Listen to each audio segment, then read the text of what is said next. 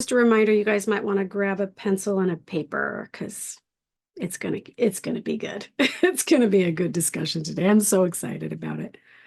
Um, we have quite a few people in this class they've been on a journey of anxiety, depression, and addictions, and so I think that there will be lots to share for sure. And so if you feel so inspired to share parts of your story too, we're going to be talking to Nick Segala today. And oh, Jenny's joining from Texas. Awesome. We got people from Missouri, Texas, Canada. That's awesome. All right. Couple more minutes. This class is being recorded, but typically unless you share something and I happen to pin your face won't be seen on the replay when we put it up on YouTube. So feel free to unmute your cameras so we can see your smiling faces. It energizes me. I know that for sure when I can see your face because I love being able to interact that way. So feel free to do that. No worries. It's not going to be put up on the replay unless you want it to be. Unless you unmute your camera for comments. You can also put comments in the chat below. You can unmute your mic. You can also unmute your camera. You guys feel free to do whatever. And as you know, I always have this is open discussion. So if you feel free or if you feel so to chime in, do it. We got about 1 minute.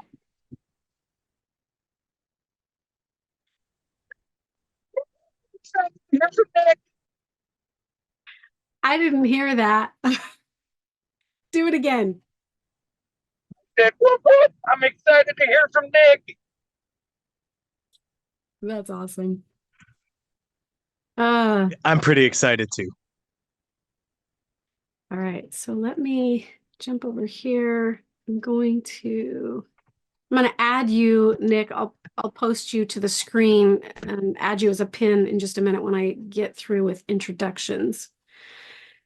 It looks like people are coming in, so that's good. I was kind of worried this morning. I got a couple of different messages from people saying they were having a hard time. Utah, Ontario, Canada, Texas, Missouri. That's awesome. Yeah, type in the chat box where you're joining from, because I always like to know where we're all gathered from. We got about 10 people on right now. All right, it's the top of the hour, so I'm going to go ahead and get started. This is being recorded. You can find it over on YouTube. I'll explain all of that in just a second. Let me just adjust a couple things here. Then we'll get started. Idaho, New Brunswick. What? Wow, you Canadians. I'm a Canadian too, so I love it when my fellow Canadians jump on. Okay. Hey, welcome everybody to Greater Life, or Great Life, Greater Impact. I'm going to have to really work on that. We've changed our name to Great Life, Greater Impact because it just sounds better. And so today we have an amazing topic. I'm really excited to share this all month. This month we've been talking about anxiety and mental illness. And today I thought it would be interesting to go a little bit deeper into some personal experiences from people that I know, specifically Nick Segala, talking about God's role in healing anxiety and addictions. And I think this is an important topic because I think all of us are addicted to something and allow ourselves to go into those unhealthy patterns that play out over and over. So everybody can benefit from this, whether or not you have considered yourself an addict to something before, but we can all benefit from this topic. Just a little bit of a recap. All year for 2023, we've been talking all about spiritual sovereignty, standing on our own 2 feet, having spiritual autonomy while being yoked to God at the same time. How does that work? If you don't know, go back and watch all the replays of spiritual sovereignty for the year 2023. We've had some amazing discussions about this stuff. And I think really purposeful discussions about how we as human beings can improve what's going on in our lives. And I forgot to put my mic up. Hold on. So for all year 2023, we've talked about spiritual sovereignty, and now coming into the new year 2024, I really feel I've been feeling prompted to share this for the last 8 months, feeling prompted to really help people to know that there's a famous quote by Joseph Smith that says something to the effect, I'm not going to quote it exactly, but something to the effect of those who don't know the character or nature of God will never know themselves. Something like that. You can go look it up. And I think that is profoundly true. I have always believed that every single illness, the root to every single illness, has spiritual roots, spiritual, mental, emotional, and physical roots. But there are four main disconnects that happen when you go through illness, including mental illness. And those four disconnects are a disconnect from God, a disconnect from your higher self, your true self, a disconnect from other people, and a disconnect from truth. So any place that there is a disconnect that is formed there, you're going to seek outside sources to fill that gap or fill that hole or fill that need until you feel more complete. And the answers actually can come pretty simply, and they lie in coming to know yourself and coming to know who you are in relation to God, to who God is to you. So coming into the year 2024, we are going to be speaking about some of these things, the divine identity and role of God in your life. For me, that personally, that is Yeshua specifically, by name. And we're going to focus some of our attention on why that matters to you, for healing, for spiritual sovereignty, for finding wholeness, for finding yourself. So with that, I want to bring Nick on here. He's going to share a little bit of his story. And I'm excited to share with all of y'all on here. Nick and I met about 2 or 3 years ago through a mutual friend. Well, it really was God. It was a God thing that allowed us to come into each other's awareness. And I have really enjoyed getting to know you, Nick, and hearing your story. And um, it has inspired me deeply. You have had some experience with trauma and addictions and anxiety and all of those things that we've been talking about. And so I would love to give you an opportunity to just share a little bit of your story. And then I want to go right into the segue of um, the purpose or the role that faith played in your healing. But can you just give us a brief synopsis of where you've come from and where you're at now? Yeah, and thank you. It's been a pleasure to get to know you too. It's a journey and it's amazing. So where who am I? Where did I come from? Why am I here? I I would say that the easiest way to explain that or to explain me is to look at the hinge points in my life. I've had a couple hinge points. I've had one at 15, one at 30, and I don't know, with that pattern, I'm kind of looking forward to the one that comes at 45. But the one at 15, that's when I was baptized. I was baptized at 15, and when I was 30, that's when I fell in love with Yeshua. And so I knew him for a long time before I really got to, I should say, I knew who he was before I got to know him. And so let me just start from that first hinge point and go backwards a little bit. When I was 15, I was baptized, but my life was crazy. So when I was born, I had a grandmother who practiced witchcraft, and she was involved in satanic ritual abuse. And my mom was one of the victims that she had. And so I learned that I had a curse placed upon me from birth, My mom and my dad, they took me to Mexico to have me baptized in this church because my dad, he's from Mexico and he's Catholic, and that was the thing he wanted to do to address that. And I share that just because life has been hell from the start. Like it's been like full of trauma, and I know we all experience trauma, but it seems like this trauma that I had was like it was fierce, right? So my parents, they split up when I was 6. And then because of the trauma that I would later learn my mom endured, she turned to hardcore drugs, and so she was hooked on meth by the time I was 6, 7 years old. So I had a lot of people coming in and out of my life, a lot of different male figures who weren't exactly father figures. Um, and so at 9, a few years later, I joined a gang.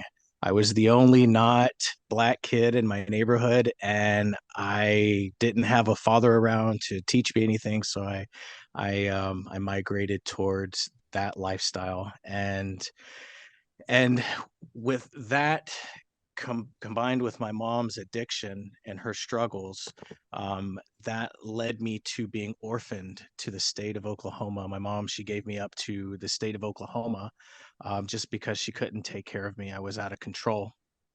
So that happened at 11. And so here I am, 11. I'm a gangbanger, and all I know is what I've seen in my life. And up to that point, it's drugs and the fast life. And so I went through a series of shelters and foster homes and group homes and boys' homes and different institutions, which man, I was influenced by so many people at this vulnerable age while I was still developing my perception and my coping mechanisms and just my overall life, right? Just learning what this experience is. And so I got around some rough kids, some rough criminals. And when I was 14, I found myself on trial for robbery, grand theft auto, escaping a state facility, and then the list goes on and on. Um, when I was in jail that summer, when I was 14, I was about to turn 15. I That's when I cried out to God for the first time. I Here I am, 14 years old, and and I cried out to him and I was like, Lord, are you really there?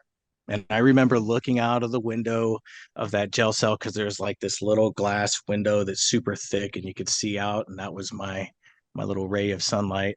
And I looked out and I remember thinking, man, I've never had a real girlfriend.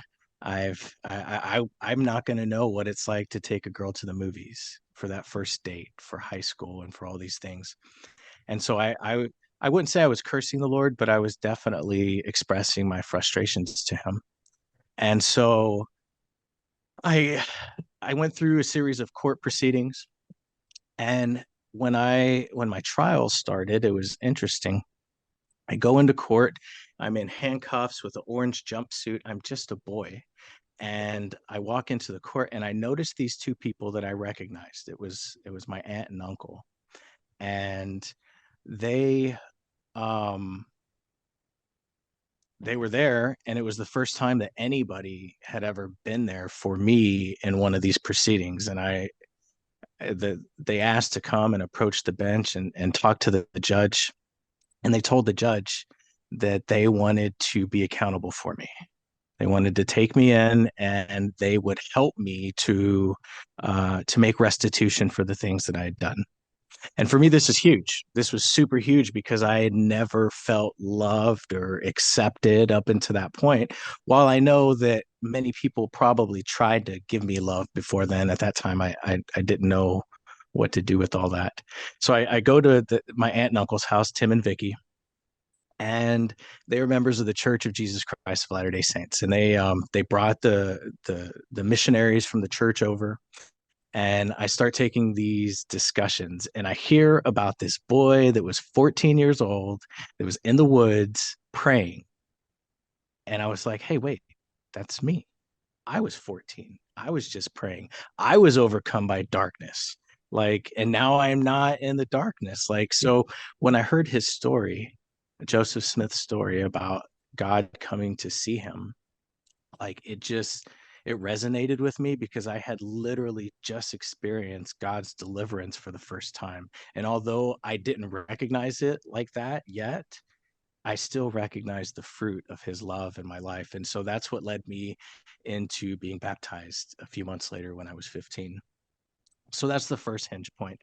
I'm 15, I'm baptized now. I have years of trauma and traumatic experiences that had led to me developing a lot of unhealthy coping mechanisms. By that time, I had already smoked cigarettes. I was already smoking pot. I had done drugs, but not a lot. You know, I took some pills here and there to deal with the anxiety. And so I had all these unhealthy coping mechanisms. I came to learn that the Savior knew me and loved me, but I didn't really know him just yet. So now let's move forward from that hinge point to the next hinge point, right? So from 15 to 30, um, I put my aunt and uncle through hell, and bless their hearts because I was a little hellion, and they showed me so much love. I I don't know how they did it. I pray for them still because of their angel hearts. But they taught me by example a lot of things that wouldn't set in or I wouldn't recognize or come to realize until later in life. And so, because of the instability of my childhood, and because of my perception of where the affliction was coming from, I thought that everything I went through was my mom's fault because she had the drug addiction and the drug problem. So I had a chip on my shoulder and I had this resentment in my heart. And for a long time, I just wanted her to admit that she had done something wrong and we had just fought like cats and dogs and I could never find resolution. And so because I had this unstable perspective, I had a series of relationships that just they were up and down. So I got married when I was 18, and I got my life in order so that I could go to the temple in the church that I was a part of, and so we go through the temple and we're sealed together, and then a few months later, she leaves me for another man, and this just broke my little heart because I had been abandoned by my mom, so I had mommy issues that were kind of at the core of a lot of my anxiety up until that point, and so that's when I was introduced to hard drugs like cocaine and methamphetamines and heroin and things like that. And so I I I was what most people would call a polysubstance abuser. I didn't have just one substance of choice. I had many. And really, I was addicted to escaping reality because reality had been so painful up until that point, so emotionally taxing. And I really didn't know what it meant to exercise faith in the Lord just yet.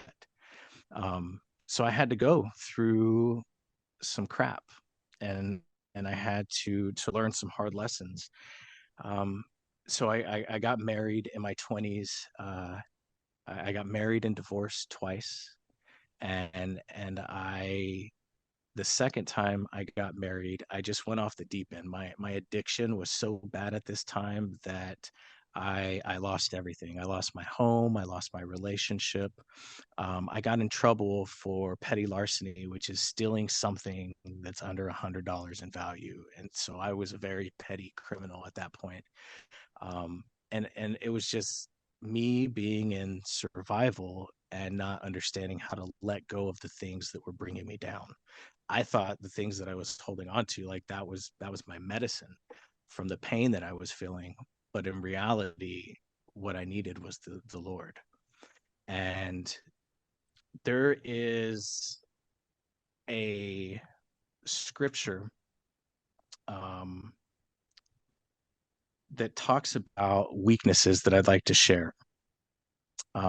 So this scripture comes from the book of Ether, chapter 12, verse 27. And so this is from the Book of Mormon, and I'll read it to you. It says, "And if men come unto me, I will show unto them their weakness. to men weakness that they may be humble. And my grace is sufficient for all men that humble themselves before me. For if they humble themselves before me and have faith in me, then I will make weak things become strong unto them. And so this is exactly what I would soon experience, right? So when I was 30, my brother, he was violently murdered and taken away. And this event was the next hinge point, because it was in this experience, in this traumatic experience, that I came to recognize the value of life. And when I realized how valuable life is, I realized how present the Lord has been in my life. I took a lot of time to reflect on everything that I'd been through, what I had learned, and up until that point, I felt like such a victim to my circumstances.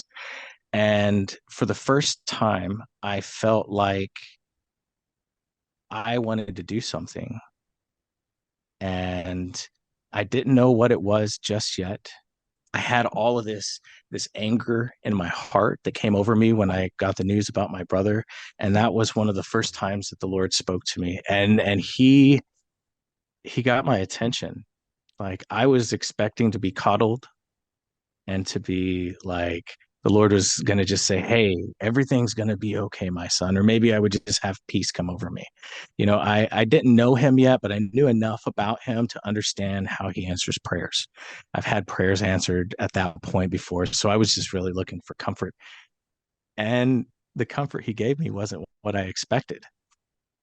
He said, Nick, you've got to let it go. You don't deserve my mercy any more than they deserve my mercy. And so when he told me that, he said, I'm no respecter of persons. Like, you've got to forgive them. And so I didn't know what to do because I had never heard the voice of the Lord before. And now I'm hearing the voice of the Lord, and it's not what I wanted to hear. He didn't give me, the advice that I would have given myself. Instead, he gave me a hard choice. He told me that I could choose to wallow and to be bitter, or I can choose to let it go and trust in him. And he promised me that if I would let it go and trust in him and forgive these people, that it would be a catalyst for my growth and for my family coming together. He said, I'll bless your family through your faith if you'll trust in me. And so that was the very beginning of me desiring to let go of the addictions that I had grabbed onto because of a life filled with trauma. And so that takes us up until 10 years ago. The last 10 years have been crazy, ups and downs and tons of learning. But one thing that remains is my faith has increased day after day, experience after experience, because that's what I've learned happens when we trust in the Lord. He gives us opportunities to exercise our faith, and he doesn't judge us for making choices that we may feel aren't exactly up to his standard. But he does give us grace as we make those choices and plenty of space to learn. And so I'll stop there for now, because that takes us to my life full of drugs and alcohol and addiction, and yeah, so that's a little bit about me and who I am. And That was perfect. Thank you for sharing that. I know that we, in the invitation to this class, we talked about this discussion today being about God's role in healing addictions and anxiety, or other things. I mean, there's so many things, and this doesn't just have to be about addiction, but I know that there are a lot of people out, especially around the holidays, dealing with anxiety, and an addiction can definitely play into that. I want to read two excerpts actually. The first one comes from a really great healing book that I have called, here it is. It's called A More Excellent Way by Dr. Henry Wright, who is a Christian minister. And he talks about the spiritual roots of addiction. I want to read what he says because I think this is profound. I think every single one of us on here today can relate to this. So he says, we can be addicted to just about anything: food, drugs, shopping, movies, sex, whatever it is. But he says each person is created to know and to receive God's perfect love. That's what we're created for, as a vessel to receive God's love. When people have not received true, unconditional love as a foundation, they will always be in search of getting that need fulfilled. The need to know God's love can open us up to look for love in all the wrong places. This need leaves us vulnerable to the deceptions of the adversary who seduces us into believing that the world offers us a better substitute. He says, what makes addiction a sin? He says, you are saying through your actions that God is not able to meet your needs. Your heart says, God, I need a fix that you cannot supply, and I will get it myself. Our comfort must be in God, not in people, places, or things. And so that quote leads me to the next quote that I really want to segue in. I want us to be able to talk about not just the role that God plays in our healing journey, but the role that faith plays in that. So one of my favorite quotes as I work with people one-on-one, we talk about the power to heal yourself completely and profoundly of every illness, because every illness has spiritual roots. Every illness is born of those four main disconnects that I shared earlier. And so I want to share this quote, comes from the Mentana record. That's a long story in and of itself. If you have questions about this record, you can reach out to me privately or just ask questions in the chat. But there is a quote in that book on healing and what healing looks like, and how healing comes through the conduit or through the power of faith. And so this is the quote. Now, faith is more than a belief. It is that power which moves upon the deep and causes it to come together and perform the will of the Father. It was through the exercise of faith that the very matter of the universe was created. This is why one may be moved upon by the Spirit to do a certain thing, and if one is obedient to that commandment, a miracle takes place. Is it done by the faithfulness of that individual? I say unto you, nay. Or is it done by the power that resides in the individual? Not at all. The miracle takes place because the substance, meaning your physical body, is moved upon by that same power by which it was brought into being in the first instance. Nick, I want to turn some time back over to you again to just kind of move deeper into your story and what role your faith in the divine played in you coming out of this mess. Certainly. Wow. That was a beautiful quote. And so it leads me to think about a couple things, because while my story is important, um, the Lord is much more important. And something that we have in common as human beings is we all have a brain and we all have a body, and our brain and our body works together the same for all of us. So I'm thinking about those four things that you said: disconnect to God, to your higher self, to other people, and to truth.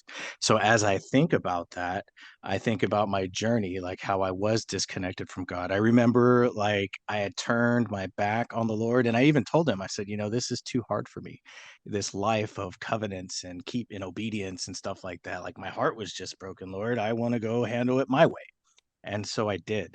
And what that led to is a disconnect from him and from myself, because I remember going into a bar right after, the trauma was fresh after my first ex-wife was with another guy. And I went into this bar and I was looking for an escape, and a friend was there and he had a little pill. It was an ecstasy pill, and he gave me the pill. And I remember I took it, and when I felt the effects of the pill in my system, my body, I immediately recognized, and I think I audibly said, "This is the devil's impersonation of the Holy Ghost." And I realized that it gave me so much comfort like immediately. And I knew at that point it was dangerous. And it was so dangerous that it kept me distracted from or disconnected from truth for more than 10 years.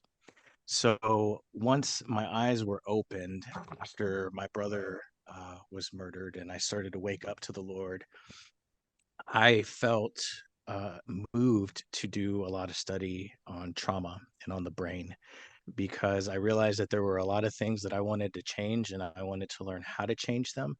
In reality, I I didn't really know how to turn to the Lord, so I was turning to science to try to.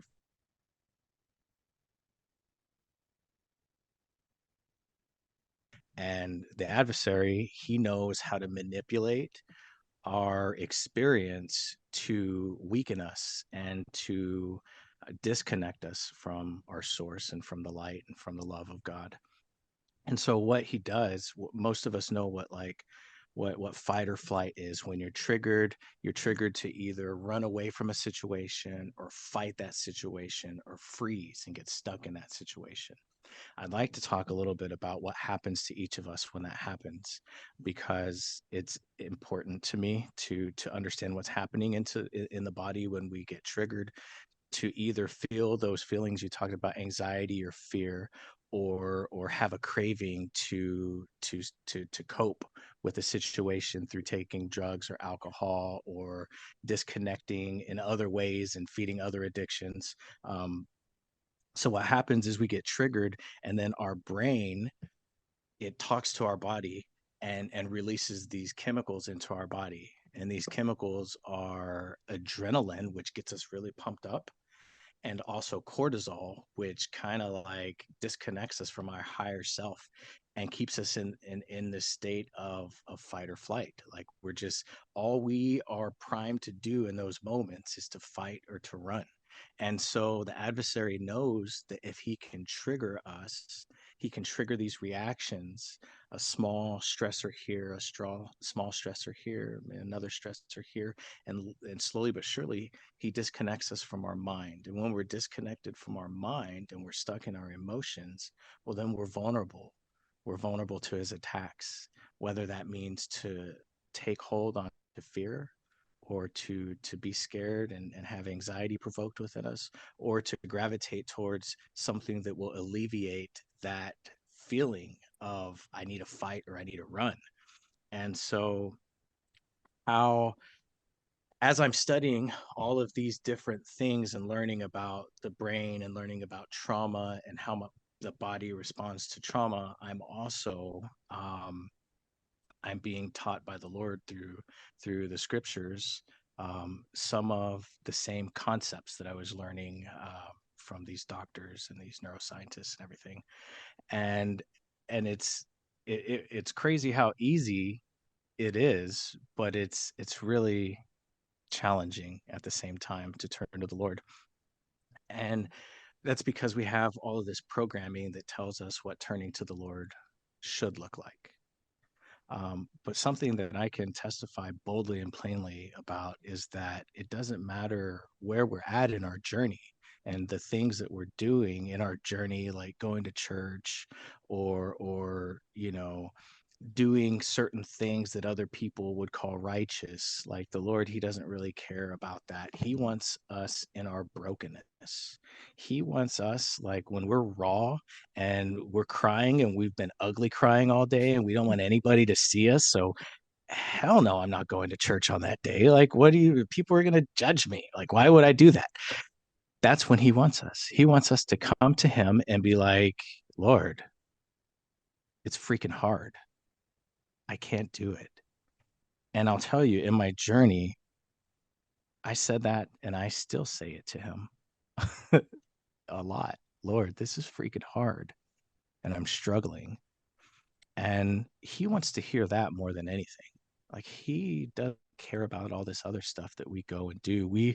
I feel like we, at least in my old church, have been programmed to feel like we just need to give ourselves in service and sacrifice ourselves in service. And it's always do this and do that and be this and be that. And they need you here. And that's the thing is like, I don't hear people talking about being filled by the Lord first. And so I feel like that is a tool that the adversary uses to keep us stressed as well, to feel like that we need to do something outside of ourselves to be filled by the Lord. The Lord has shown me in my experience that simply coming to him, and that's it, will do the trick. Like, it doesn't mean that he's going to answer right away each time that we come to him, but what he wants us to develop is the habit of coming to him. That is what repentance is. Repentance is turning to the Lord. So as we turn to him consistently every single day, we will find that he's always there. And as our minds learn this truth by way of experience that he is always there, then those triggers, they begin to lose power. And there's scriptures that talk about like our time in history, the last days, and how eventually Satan will lose power over his saints. And the only power that Satan has over us is the mind control, manipulating our emotions. And so when he can manipulate our emotions and control us by, you know, by like that, through manipulation and through keeping us caught up in our feelings, then he can leverage that physiological response that keeps us in a state of fight or flight into tempting us to fall down. And then comes the shame, and then comes the guilt, and then comes the unworthiness. I'm not doing enough. I can never be enough, and all that stuff. And in reality, like, none of that stuff matters. The Lord, he I feel like he told me over the last 10 years, over and over and over, probably for at least 7 out of those 10 years, like he repeated over and over, "You're good, Nick. I love you. I forgive you. Let go of the shame.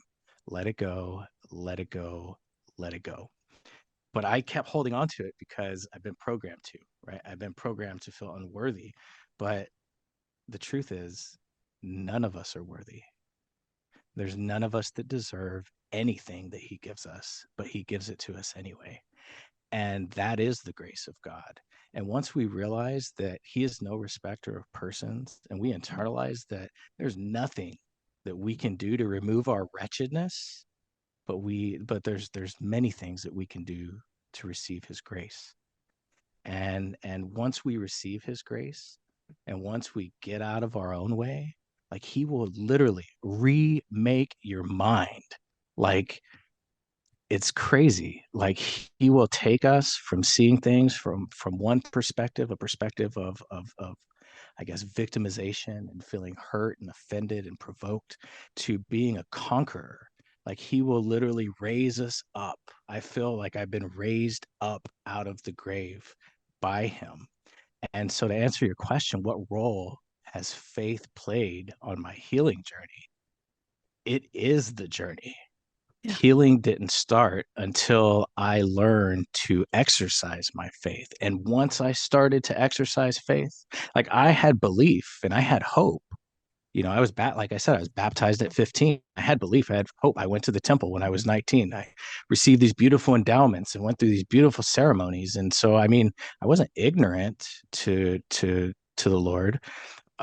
I was, however, unwilling to get out of my own way and seek a personal, intimate relationship with him based on me. Like, when I came to realize that the Lord wanted to know me, like, just as badly as he wants me to know him, like, he wants to know me. He wants me to willingly give myself to him, not stand in my own way because I'm making these mistakes, but truly receive his love and his grace in my life. That has been that has been the secret ingredient to what I call a complete transformation in my life. Can you share more, Nick, about how did that relationship develop? What does it look like now? You shared an amazing story the other day on social media, where you felt the Lord beckoning to you and Oh. calling you to stand up. Would you be willing to share some of that stuff, if whatever comes to mind? But I would love for people to kind of see into, what does this look like in daily life, in my daily, what does it sound like? What does it look like? What does it feel like to develop that relationship of faith and power in that journey with the Lord? Yeah, I would love to. So, what does it look like? One of my mentors, he always says, all change is hard in the beginning, messy in the middle, and gorgeous in the end. And so to me, that's what it looked like. It looked like a lot of hard things in the beginning. There were a lot of hard habits that were hardwired into me that I had to learn to let go of. Um, and so one of those habits was wallowing in my own misery and choosing to stay in that place instead of letting the Lord take it from me, giving it to Him and letting Him do with it what He chooses to. So one of those lessons that I learned, or when I learned that lesson, started to learn that lesson, was a few years after my brother had passed away. I still had a chip on my shoulder about my mom and about her choices. And so I went to the mall one day and I was sitting in the mall and I love to just watch people. It's just one of those things, I guess. I'm a weirdo. I'm a people watcher and I love it. So I'm sitting in the mall and I'm watching people walk by. I'm watching these families and I see these moms with their kids and I see these grandparents with their grandkids and I started complaining to the Lord. And it sounded a lot like, Lord, why do I not have what they have? It's like, why is it that I don't know what it's like to have that kind of affection?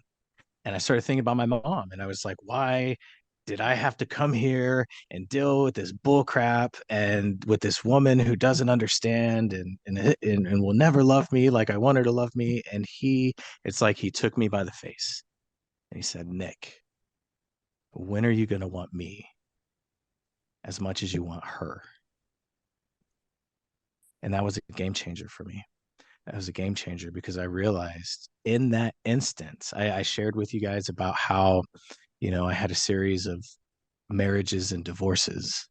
In that instant, I realized that I had put in all of these people to include my mom before the Lord. And by this time, he'd already carried me through overcoming, my feelings about my brother's death.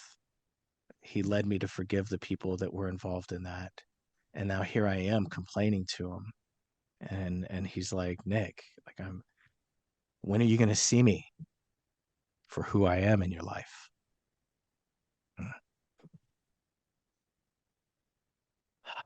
So that led me right into his arms. I told him, I made a promise to him. I said, Lord, you're right. I do want her more than I want you. And that changes now. I will never put another person before you again. I'm so sorry. And sometimes we don't realize what we're doing until we're called out on it. And so I'm so grateful that the Lord called me out on that. And I'll tell you, as I've come to find out, happens often when we follow his direction. As soon as I let go of that desire and just switched it up, I said, I'm coming after you, Lord. Like I want to be a man after your heart. I want to show you my love. I want to, not that I want to earn anything, but I want to please you. And that comes by knowing what you love. And those are the things that I want to focus on. And I was serious, and he knew I was serious.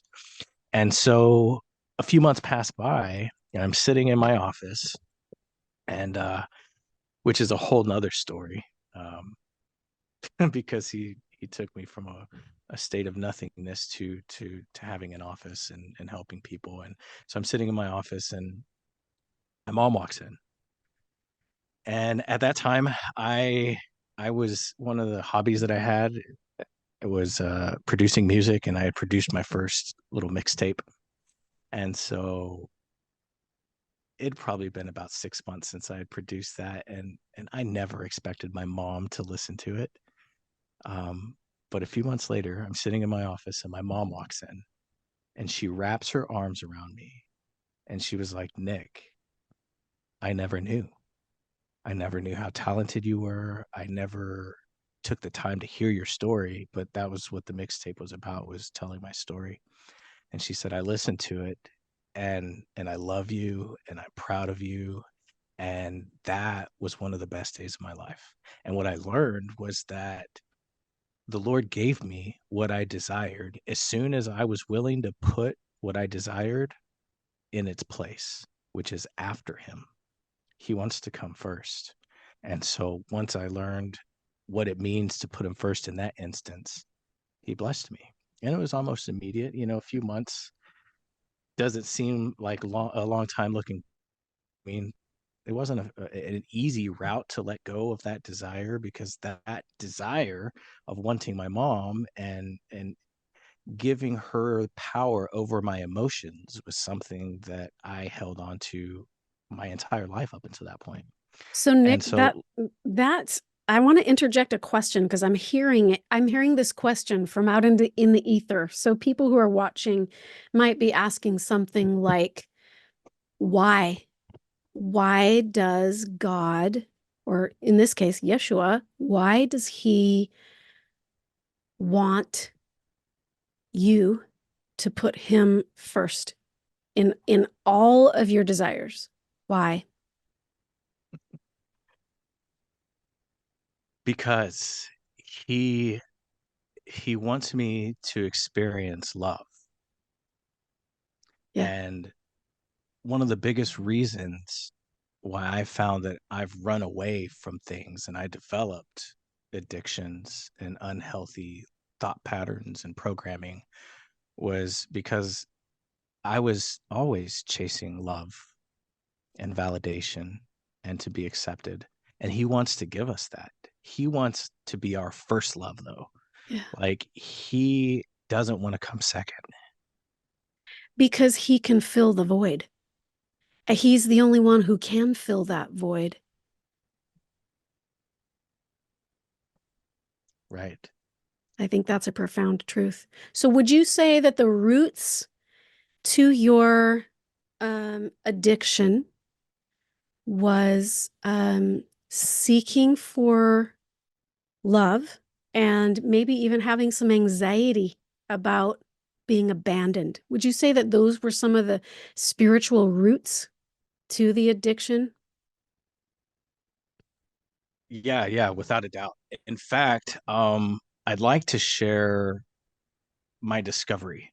Okay. Um, when I learned what the root of my anxieties and my fears and my addictions and all that stuff was.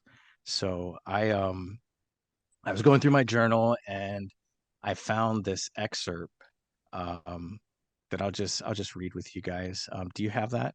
Yeah. Do you want me to screen share? Yeah, yeah. Will you screen share that so Yep. they can follow along? And Yes. so this was at a time um right around that same time when when I had those experiences with my mom. So as Alma 26:22, this is August 11th of 2017. Yea, he that repenteth and exerciseth faith and bringeth forth good works and prayeth continually without ceasing, to such is given to know the mysteries of God. Yea, unto such it shall be given to reveal things which have never been revealed.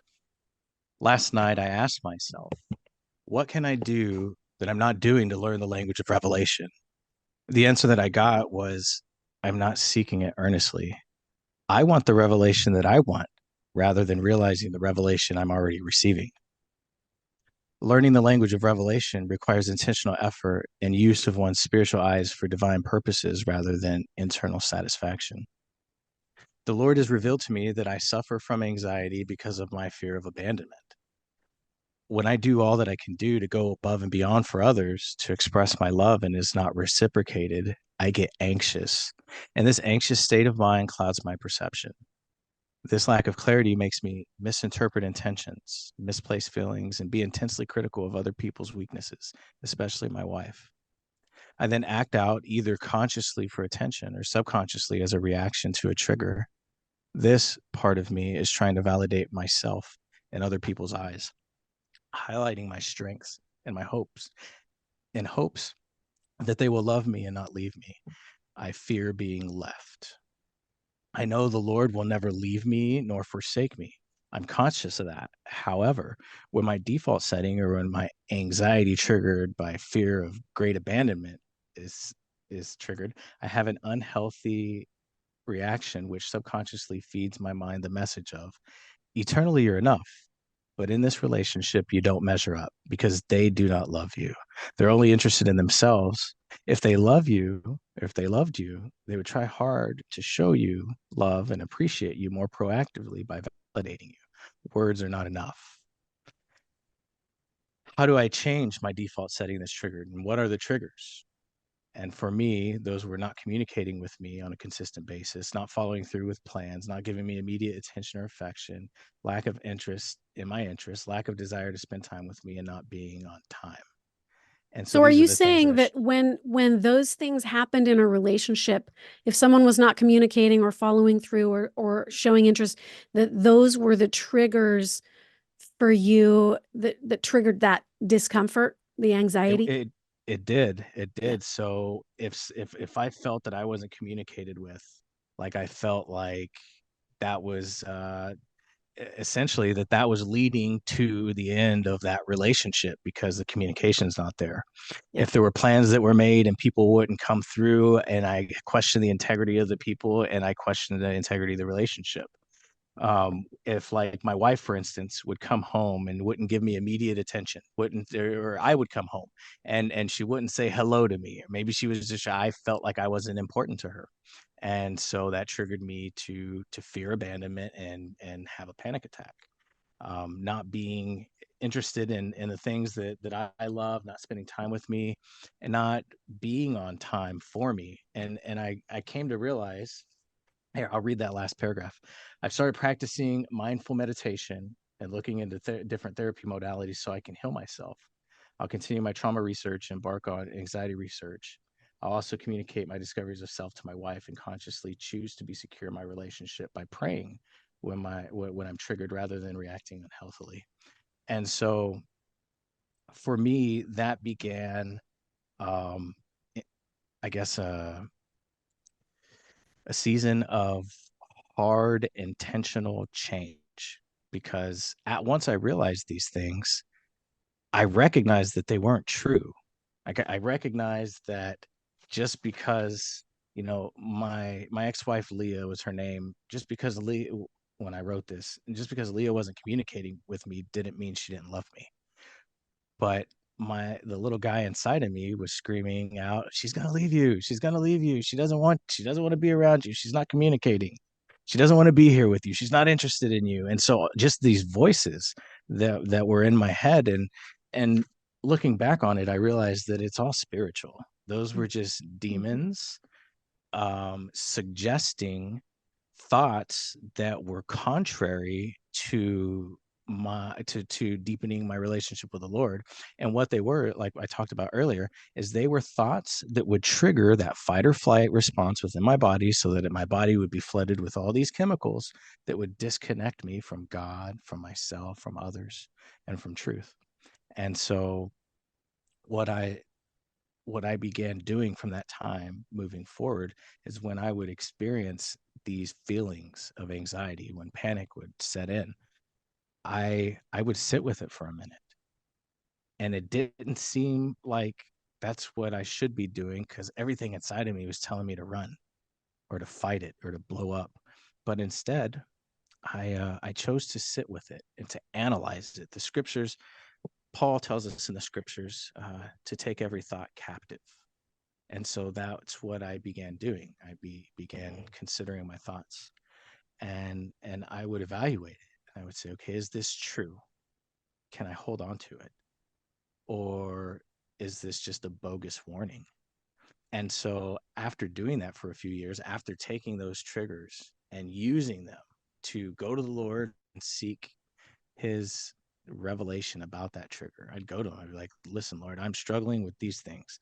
I just shared with you guys the first 5 or 6 that I realized. I went to him and I'm like, all right, I'm struggling with these few things. Can you help me? I mean, you've helped me through so much. Will you help me with these things? these are the things that I want to I want to overcome.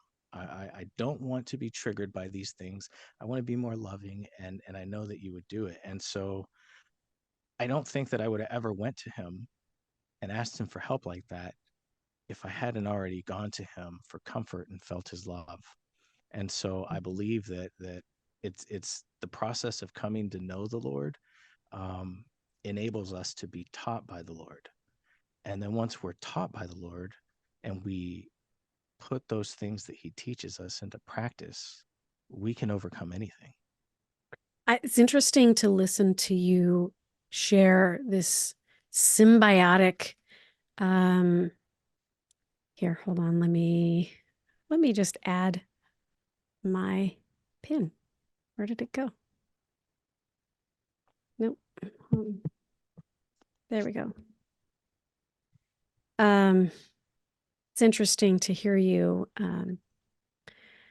share your experiences, your journey with the Lord. I think the first step was what you said, feeling his love. That was the first thing, and recognizing that he fills the void. He's the one who can, because he's the one who does because he can.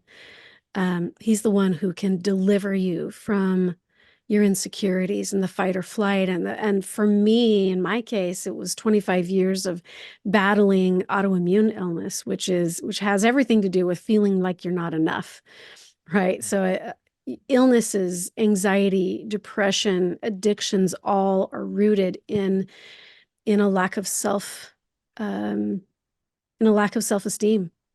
It's and God is the deliverer of that prison that we put in ourselves in.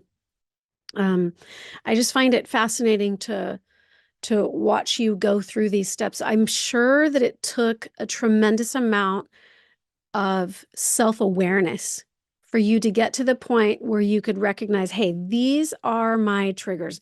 These are things that when they happen, I feel terrible inside. And when I feel terrible inside, I behave badly. So I think that's really the first step, is having some self-awareness as to what is setting you off, what is triggering you the most, who's holding the dagger that's stabbing you in the heart, right? And then in turn, having that presence, I guess, presence of mind to go to your maker to satisfy that need, or to get the help that you need, or to just cry out and be filled with the love of God so that you can move forward in that healed state. Could you share with us, maybe we've got, 5 or 6 minutes left. Could you share with us some tools that you've discovered on your journey of becoming self-aware so that you can access the love of God?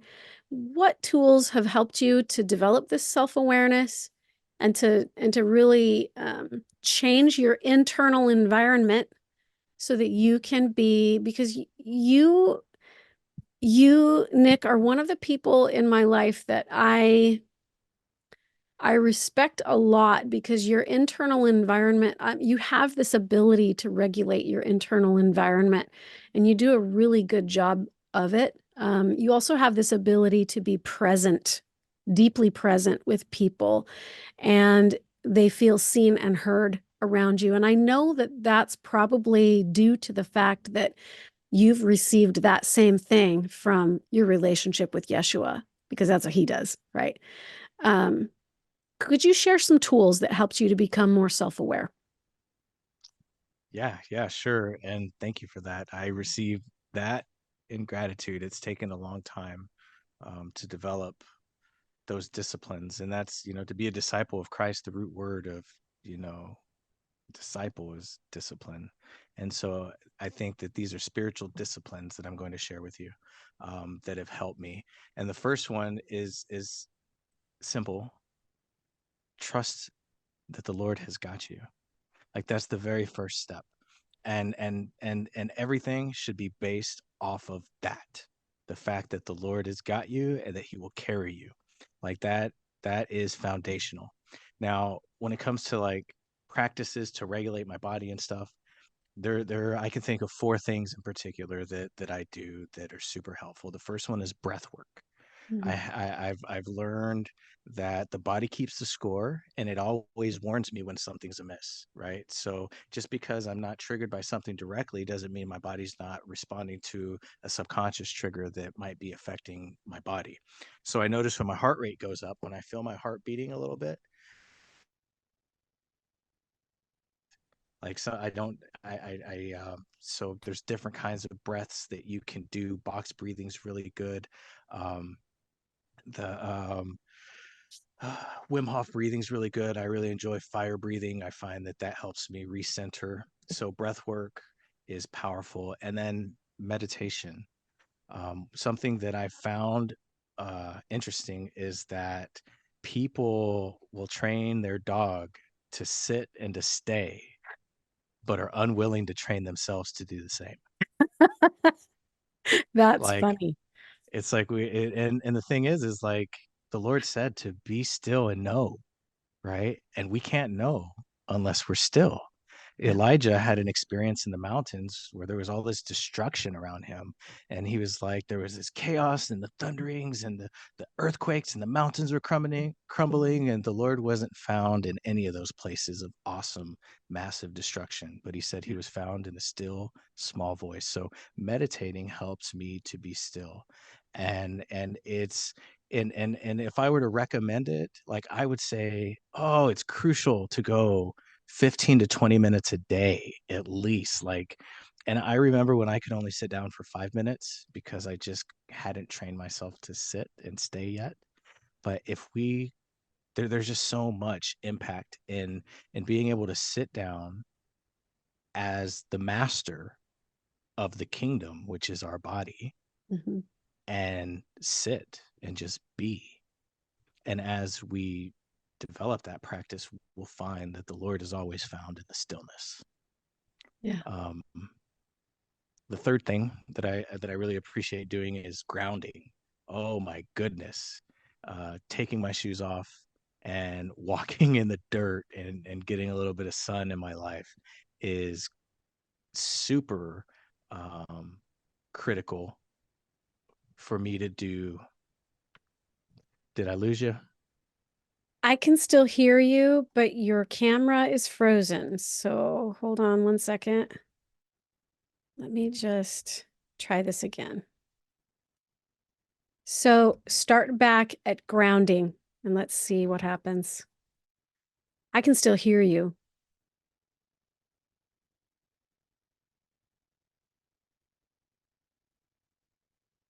Did we lose you? You there? Oh, we might have lost you. I'm going to wait for him to come back on because I really wanted to hear those last two things. Final takeaways.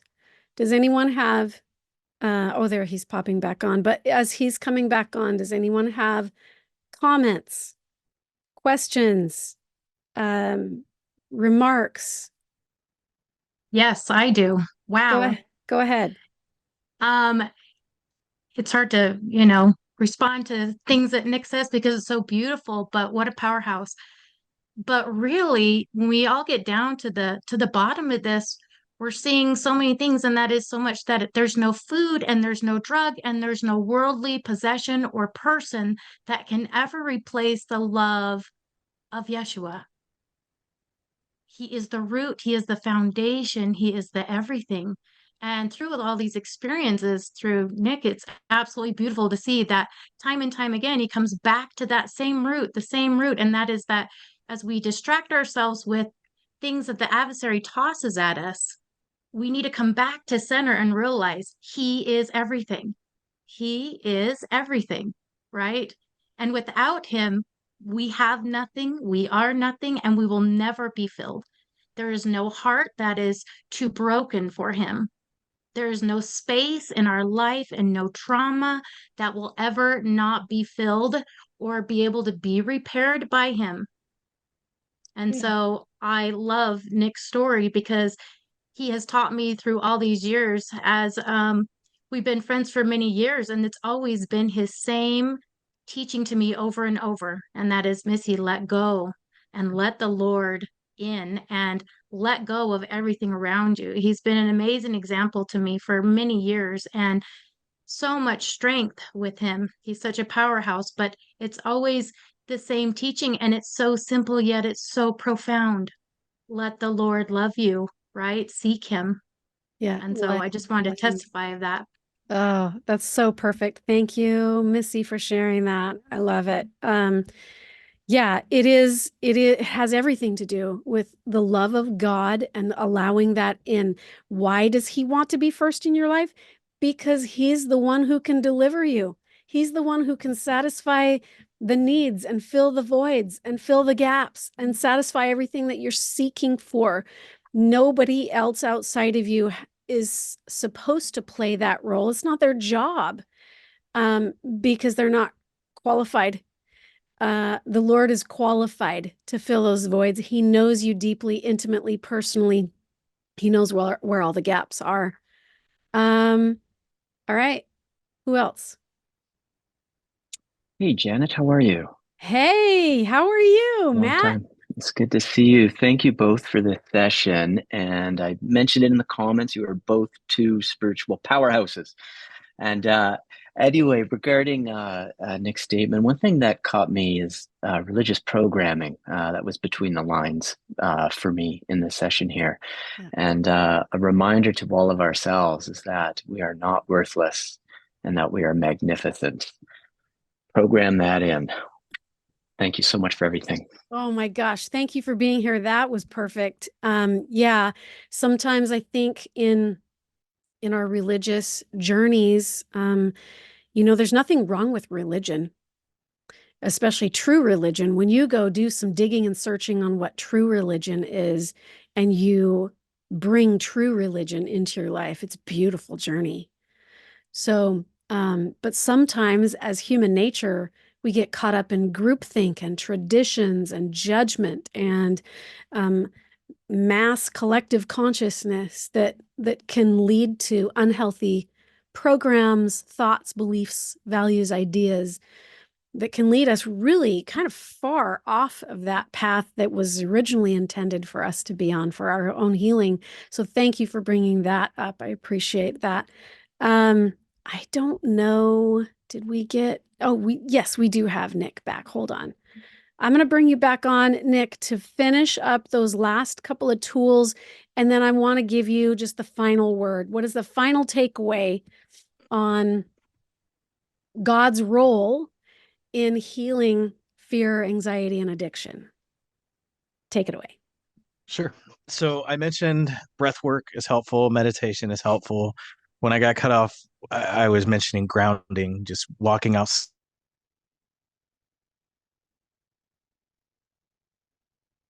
I recognize like a spiritual attack because I know that Satan is trying to lay hold onto my body. So to discipline myself and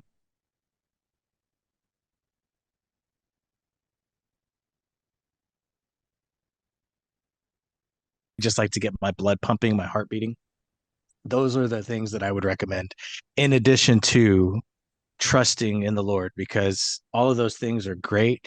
But when you incorporate faith in the Lord Jesus Christ into meditating, well, the experience is much different. Like Yeah. meditation is one thing, but meditation with the Lord is another. Oh, yeah. It's the full-on conversation. Yeah, without a doubt. I recommend if you enjoy a good treasure hunt, go through the scriptures and just look at all the times the word meditate is used and how it's used, and consider those thoughts of who says those things, and I'm sure you'll find great value in that. So in conclusion, I'll testify to you that Jesus Christ, Yeshua HaMashiach, the living Son of the living God, loves you, and that he loves each and every one of us. And he doesn't give two craps. I usually say a different word, but I'll keep it PG-13 here. He doesn't give two craps about what you've done or what any of us have done that's right and wrong.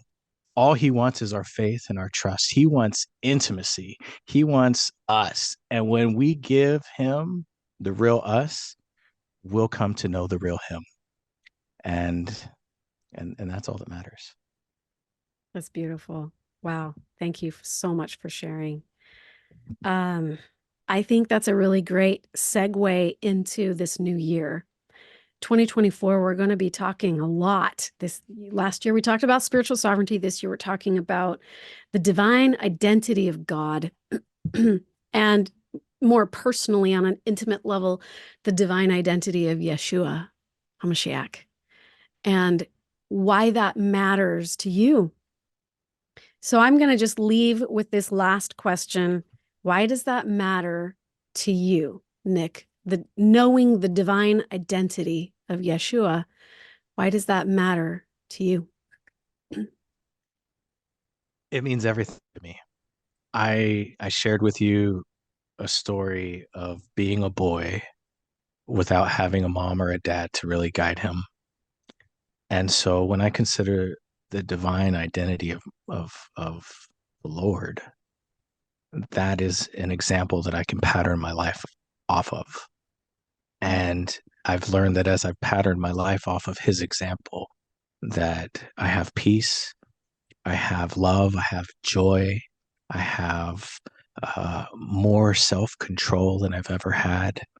I feel so full of light when at one time in my life I felt so burdened down by darkness. And so in coming to know his identity, I've come to discover my own. Yeah, that's profound. That is profound. And that is exactly the reason why I felt prompted to move in this direction with these free classes, because I too have been on a journey of discovering Yeshua, who he is to me and who I am to him. And I find that in my relationship, my intimate relationship with him, he's constantly leading me back to myself. He's taking me back home to myself. And when I come home to myself, I discover that the kingdom of God, it already exists. It's within. There's really nothing to do but to go within and reconnect to all of those things that have been lost through our mortal traumas and dramas that yank us out of those connections. So that is why I think it's important. I think that he definitely is the shower of the way. He shows the way. When I work with my clients one-on-one, I often will ask them, do you believe that Yeshua overcame death and hell? And 99.9% of people will say, yes, I do believe that. I'll say, do you believe that he can deliver you then from death and hell? And they'll say, yes, I do believe that. And then I'll say, do you believe that he will? And most people will pause and they'll cry and they'll wonder whether or not he actually would for them. So if that is a question in the back of your mind as you're watching this replay or you're watching this class, I would urge you to come to know Yeshua for yourself and take that time to develop that relationship, be seen and heard by him, but also do the same. See and hear and know and ask and develop that intimacy. You can't have intimacy unless there's vulnerability and awareness. And so those were my takeaways from your story today, Nick, was number one, self-awareness. Number two, a desire for change in towards the light. Number three, a reaching out and asking. I've been in situations before where I've been so blessed with knowings and with knowledge that came from a divine source. And I've said, God, why am I so blessed to know these things? And the Lord said, because you asked. So that's the third thing. And then the fourth thing that my takeaway from your story of healing and deliverance is you acted on what you received. When you act on what you received, you are exercising faith. And when you exercise faith, that is the power that moves upon the deep, that causes all elements to come into alignment with the mind and the will of God on your behalf. So I'm excited to present this topic for the coming year. We're going to have lots of people on here sharing their stories and their experiences and their the way that they have been taught to exercise faith as they've developed that relationship, that close relationship with the Lord. Lisa, did you have something before we close out? I just wanted to say thank you so much, Janet and Nick. I love you guys so much. It's so amazing, and it Yeah. resonated with me as well. So thank you. Awesome. Thank you. Mike has something. Go ahead, Mike. I just wanted to throw in my sincere gratitude to both of you, and especially to Nick. Brought tears to my eyes, and I'm so grateful for those tears of healing that I was able to release. And I seriously, like, I can't wait to share this with so many people that are in my realm of this world, because it's gonna, like, such a powerful session. Seriously, thank you. I'm so grateful to know you and know Janet, and thank you. Thank you. Thank you Praise for your God. words. Yeah, praise God. Okay, so Yeah. there's just one last quote or message in the chat. I love the message of putting God first. I extend that to the teaching of Jesus to call upon us to seek first for the Father's kingdom. Interesting. This goes beyond just our individual salvation and extends to our collective salvation. The time for the redemption of the Father's kingdom is here. Yeah, I love that. I'm grateful to receive the testimony of those who are qualifying themselves with all their heart, might, mind, and strength, and trusting in God to make up our shortfalls. Yeah, so my personal belief in that is the restoring of the kingdom of God to the earth. That's us. That's coming to know your divine identity. That's coming to know the divine origin of your soul. That's coming to know who you are in relation to God and who God is in relation to you. That is salvation. That is the kingdom. All right, everyone's saying thank you, thank you, thank you. Thanks for being here, everybody. As always, remember that I'm going to do an extended version of this class where I'm going to take you through what I call the walkout. It's an opportunity for you to identify what some of your triggers are. Call those triggers out by name as if they are literal entities, like Nick said, demonic entities that are talking to you that isn't necessarily you, but an influence that is projecting onto you. We're going to do a walkout where we get rid of that stuff. We're going to identify it. We're going to get rid of it. We're going to learn how to walk with Yeshua so that we can be a more clear vessel. So if that is interesting to you, please go over to the website and get in on that group session that we're going to do where we go deep into your triggers. All right, everybody have a blessed rest of your day.